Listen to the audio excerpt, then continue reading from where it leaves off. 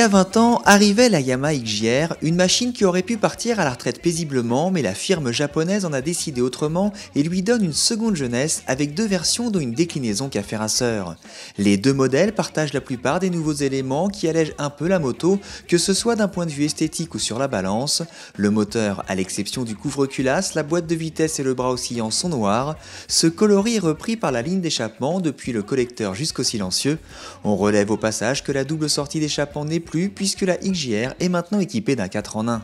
L'inspiration sportive d'époque se retrouve dans d'autres éléments, la fausse plaque numéro avec ses trois petites aérations d'une part et les combinés amortisseurs Öhlins d'autre part.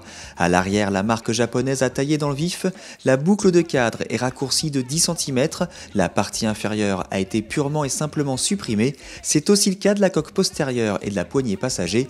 Dorénavant, la selle est prolongée par un petit feu stylisé et le support de plaque. La contenance du réservoir perd 6 litres pour passer à 15 litres, le diamètre du phare rétrécit lui aussi et ses pattes de support sont percées de 3 gros trous. Le tableau de bord n'évolue pas d'un iota, conservant ses deux cadrans et son petit afficheur digital au centre. Yamaha profite de toutes ces modifications pour proposer une déclinaison dans le genre Café Racer de sa XJR, dénommée Racer. C'est à l'avant que les différences sont les plus flagrantes, tête de fourche et garde-boue en carbone ainsi que les incontournables guidons bracelets qui restent l'essence même d'un Café Racer. Le tout est complété d'un silencieux Akrapovic sans collier de fixation et sur lequel même l'embout est noir.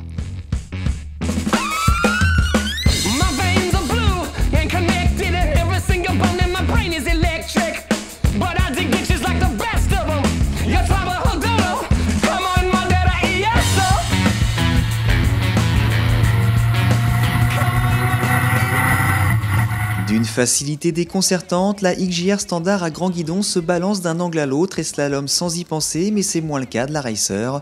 Le triangle selle repose-pied guidon ne diffère que par ce dernier élément. Avec ce guidon étroit, le pilotage réclame plus d'attention, mais la Racer offre une singularité que sa sœur n'a pas, elle fait tourner toutes les têtes. À l'heure où tout le monde est passé au refroidissement liquide, on retrouve le 4 cylindres refroidi par air associé à sa boîte de vitesse à 5 rapports.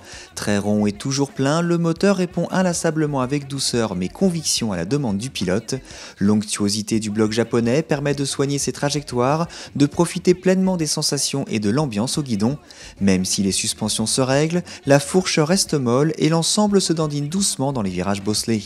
Il fallait oser rénover cet engin canonique dont les concurrents depuis longtemps étaient poussés vers la sortie.